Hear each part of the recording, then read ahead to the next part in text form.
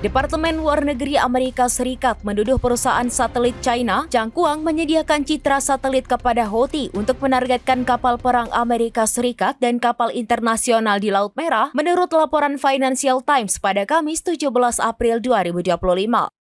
Juru bicara Departemen Luar Negeri Amerika Serikat, Tammy Bruce, menambahkan bahwa Beijing dan perusahaan-perusahaan yang berbasis di China memberikan dukungan ekonomi dan teknis utama kepada rezim seperti Rusia, Korea Utara, dan Iran beserta proksi-proksinya.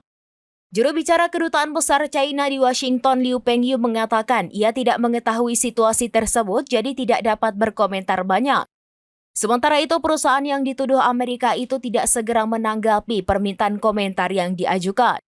Kekhawatiran terhadap perusahaan China itu muncul di tengah meningkatnya perang dagang antara Amerika Serikat dan China setelah Presiden Amerika Serikat Donald Trump memberlakukan tarif baru yang besar terhadap impor dari China. Kapal-kapal tersebut dilarang berlayar menuju pelabuhan Israel melalui kawasan tersebut, sehingga harus memutar melewati benua Afrika yang beresiko meningkatkan biaya perjalanan.